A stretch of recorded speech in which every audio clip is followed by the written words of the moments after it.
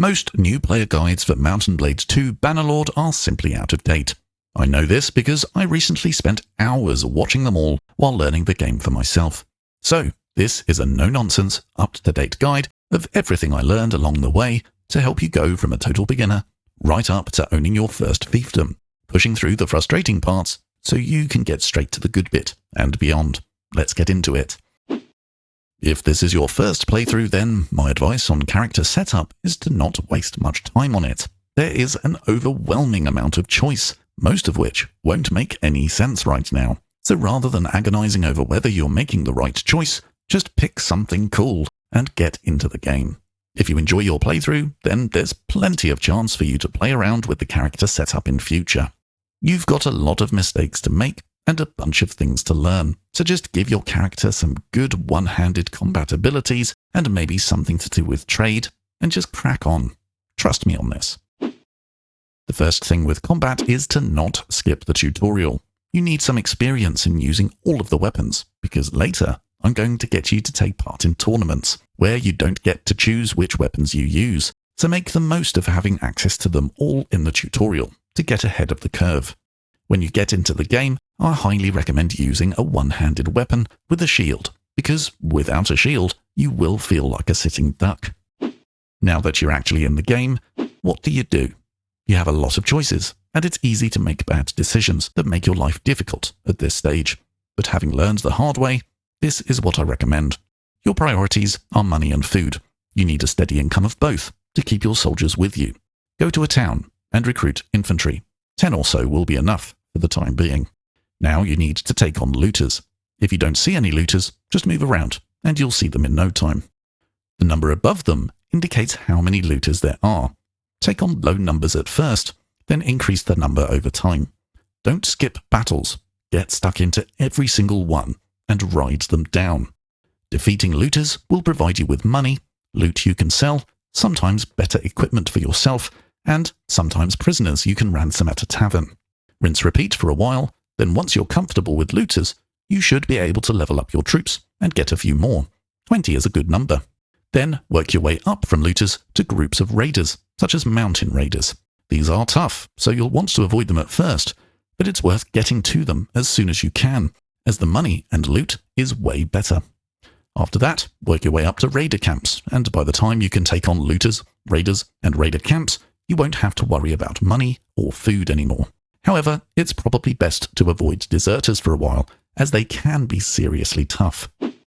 At the beginning of a battle, you can't go wrong at this stage with F1 and F4 to tell your troops to advance. That's if you're on PC, of course. You should then race ahead to distract their ranged units so your units can close the gap. Then, once they're engaged, you can come in swinging from behind to pick up kills and XP. Keep it simple and stick with recruiting only melee soldiers until you stop struggling. Then by all means, experiment with ranged and cavalry units. Adding companions can make your life much easier by assigning a few of them to particular roles within your clan.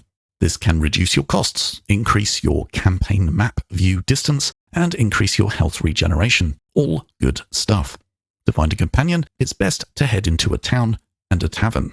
In the third-person view, go find the innkeeper. Talk to them and tell them you're looking for people with particular skills. Then tell them which skill you're looking for. A scout and medic would be a good place to start. They'll tell you the approximate location of a person with that skill set. Mark the town by clicking the name and then the circle next to it. Then you should go to the tavern in that town and you'll find them and pay some money to recruit them. Again, speak to the local innkeeper if you're struggling to find them.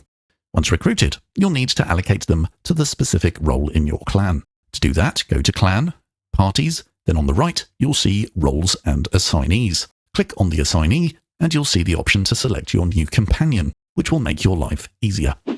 You don't have to follow the campaign story, but you may as well for your first run. But sometimes it can be difficult to know where to go. But what you're looking for is a golden exclamation mark. That will indicate where you need to go or the location of the person you need to speak to. This is particularly useful in the quest called Investigate Neretza's Folly, which involves talking to 10 nobles, but finding them can feel like looking for a needle in a haystack, which can be where many players close the game and never fire it up again. I found most old guides for this quest to be unhelpful. But honestly, all you need to do is get enough money and food stored up, then simply look around the map. Look out for the golden exclamation marks, and you will find these people. I did it myself, and all it required was a bit of patience. In the end, I did all but one in the space of 29 in-game days, simply by exploring the whole map, which really isn't long at all. And if you have a tracker in your party, they'll reveal arrows on the map showing you where large armies have passed by, which again can be very helpful for finding your 10 nobles. When chasing after bandits, you'll soon wish your little group would travel the map faster. There are a few different ways to speed up your campaign map speed, but the main thing is to ensure you have enough horses. But not just any horse. Some horses are for carrying stuff, while others are for speeding you up. The sumpter horse, for example, has a little symbol that says it's used for carrying goods, whereas the Midlands palfrey has a different symbol saying it's used for increasing speed. That's the one you want. Ideally, one for each member of your party. Also, getting a scout companion will speed you up. Other than investing in caravans, which we'll discuss later, if there's one thing you should take away from this guide, it's that tournaments are a great option for making money and gaining renown, but they can be frustrating for new players, so I recommend taking on looters and raiders first to get used to combat. Once you're ready to try a tournament, you first need to find one. Enter the arena of any town with an arena and talk to the tournament master in front of you, and simply ask them where any tournaments are, and he'll give you 2 nearby examples. Click on the names to open them in the encyclopedia, click the circle to track them, then exit the arena and leave the town, and get to the towns with the tournaments before they finish.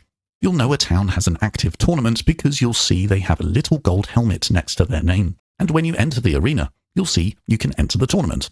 The most difficult thing with tournaments is you don't get to choose which weapons you use. Most are sword and shield, which you should be comfortable with at this point. But beyond that, here are my 2 main pieces of advice to help you win. Firstly, make sure you're somewhat comfortable using a spear on horseback, as this is easily the most difficult thing to get the hang of. You basically need to click to thrust your spear much earlier than you think you need to, then just aim for their face. Secondly, when you start a round with a ranged weapon, just switch to your sword and use that from the beginning. You'll need to position yourself carefully, but in a 2v2, you can double up on their melee unit before finishing off their ranged unit. Job done. And don't forget to place bets on yourself before each round, as that's what really makes tournaments worth the time investment. After fighting bandits and winning tournaments, you will eventually have enough money to invest. I recommend investing in a caravan, which will require around 26,000 dinars, and you'll need a spare companion to assign to the caravan. Go to a town and talk to people, and you'll find it easy to set up a caravan, provided you have enough money. I recommend always spending more to go for a better armed caravan, so they will last longer. Just one caravan should put you in a cash-positive position each day, earning you enough to cover your troops' wages and more, so you no longer have to worry about money. Just be aware that when you join factions and get involved in wars, your caravans, all of a sudden, will be in much more danger. So try to think long-term about where the faction you want to join later is located on the map, and get caravan based within that faction's territory to stop your caravan wandering into enemy territory later in the game. Before getting your own fief, you need to gather a few things. First, you need money, which you'll already have from fighting raiders and investing in caravans. You'll also need a few troops. I managed to get a fief with only 30 troops, but the more the better, provided you have the money to pay them. The most important thing is for your clan level to be at least level 2 by earning enough renown. There are many ways to earn renown, and you'll already have some by now, but to get yourself to level 2, I recommend competing in more tournaments. Once you have these things in place, you can begin to get your own fief. There are many ways to get a fief, but some are far easier than others. Once you've obtained everything from the previous step, this is what I'd recommend. First, talk to a faction leader and offer them your allegiance. Garius of the Western Empire is a good option because he's always fighting everyone. You don't want to become a mercenary, that's a different dialogue option. Before long, you'll see your leader mustering an army, which you can join. Go join it, but make sure you have enough money coming in to cover your wages for a while. Eventually, you'll attack a settlement as part of this army and take it over. Make sure you take part in that battle. After the battle, nothing will happen. but after a while, a vote will be initiated to determine who will own the newly captured fief.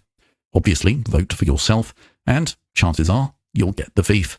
It's not that easy later in the game, but if you don't already have a fief, the game basically wants you to get your first rather easily. Then you can enjoy being a fief owner. If you have any questions on anything in this guide, please ask in the comments below, and I'll come back to you.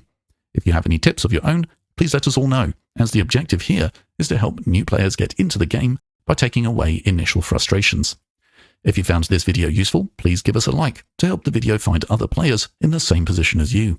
And if you enjoy all things strategy, RTS, and city builder, and everything in between, feel free to check out the rest of my videos. And I'll see you in the next one.